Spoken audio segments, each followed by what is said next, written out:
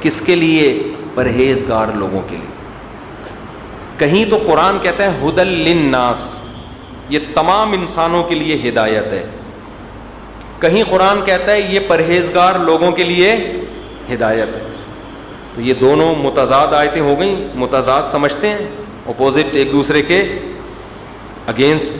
ایک طرف کہہ رہا ہے سب کے لیے، ایک طرف کہہ رہا ہے متقیوں کے لیے. ہدایت کے دو مطلب ہیں، ایک ہے سیدھا راستہ دکھانا اور ایک ہے سیدھے راستے پہ چلانا. اردو میں، انگلش میں ہم گائیڈنس کو انہی دونوں معنوں میں استعمال کرتے ہیں.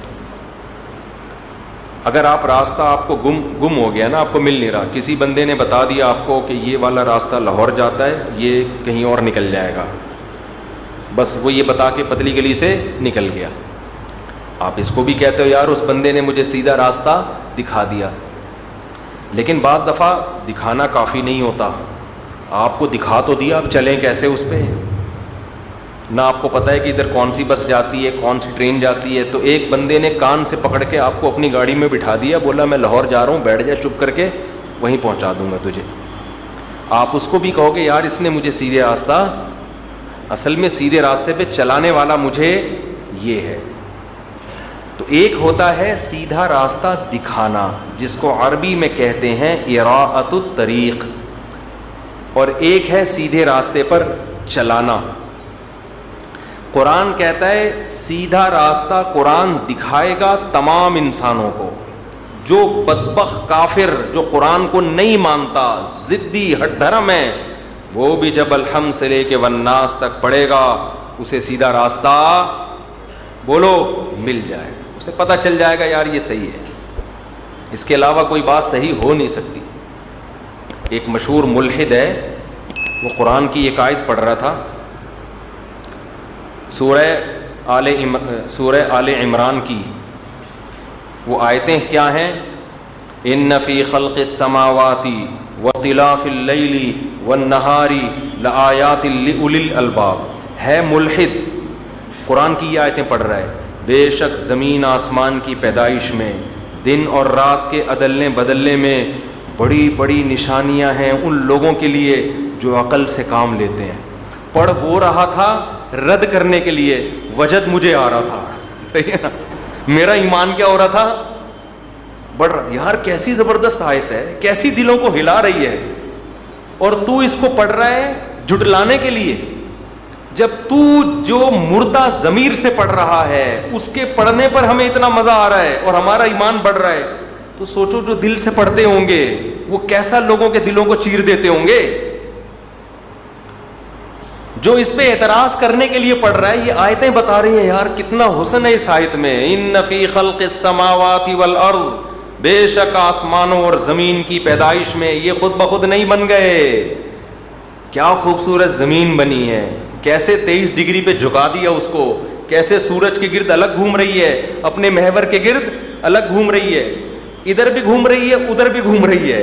ایسا لٹو کسی نے خود چلتے ہوئے دیکھا ہے بھائی؟ یوں گھومنے کی وجہ سے دن رات بن رہے ہیں، سورج کے گرد گھومنے کی وجہ سے جنوری فروری بن رہے ہیں. اور 23 ڈگری جھکانے کا کیا جیسے ہم تکا پکاتے ہیں نا تھوڑا سا یوں کر کے، ٹھیک ہے نا، تمیز سے، تاکہ ادھر سے بھی پکے اور ادھر سے بھی پکے.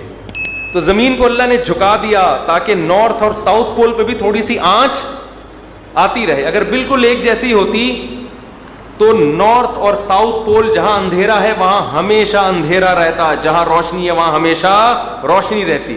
دن اور رات کا جو نظام ہے عدلنے بدلنے کا، یہ نظام وجود میں نہ آتا.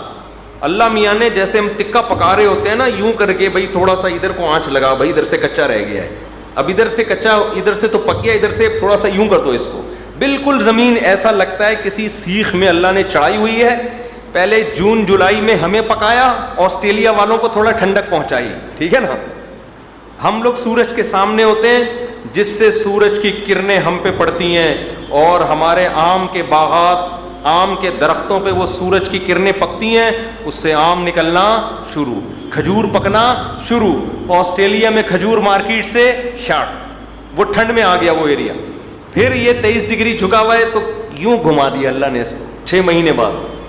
اب آسٹریلیا میں وہ سورج کی کرنیں جو ہے نا وہ آگ پڑے گی اور ہم کس طرف آ جائیں گے؟ ٹھنڈک میں آ جائیں گے. ہزاروں سال گزر گئے. او بھائی زمین کو اتنی عقل کس نے دی تھی کہ اس طرح سے تکے کباب کی طرح تو گھومنا؟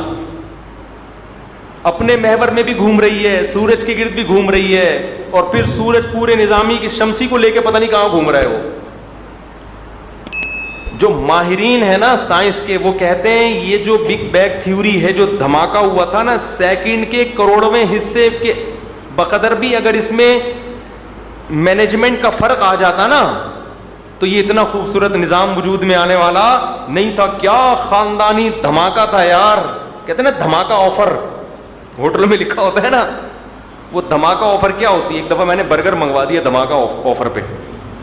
دھماکہ آفر, گھر بیٹھے برگر کھائیے. ہم نے منگوایا تو بس ایک مسکراتا ہوا ایک برگر تھا, بس بیچ میں کٹا ہوا ہوتا ہے نا, مسکرا رہا تھا, میرا منہ چڑھا رہا تھا. اندر کچھ بھی نہیں تھا, 2-4 پیاز اور ایک آدھ گوشت کا ریشہ نہیں ہوتا جو دانت سے خلال نکلتا ہے, پتہ نہیں کسی نے خلال نکال کے رکھ دیا ہوگا اس میں سے. وہ دھماکہ آفر تھی. بندہ مارکیٹ سے کیا ہے شارٹ. آرڈر پہ یہ ہوتا ہے, آرڈر پہ بعض دفعہ ڈبہ ہوتا ہے, جب کھولو گے تو اندر ڈبہ, باقی کچھ بھی نہیں ہوتا. تو ہماری دھماکہ آفر یہ ہوتی ہے. بگ بینگ تھیوری میں کیا ہے؟ دھماکہ ہوا ہے بھائی, کروڑوں یعنی سیکنڈ کے لاکھویں اور کروڑویں حصے کی مینجمنٹ میں فرق آ جاتا تو اتنی خوبصورت کائنات وجود میں نہیں آتی. تو وہ ملحد قرآن کی آیتیں پڑھ رہا تھا.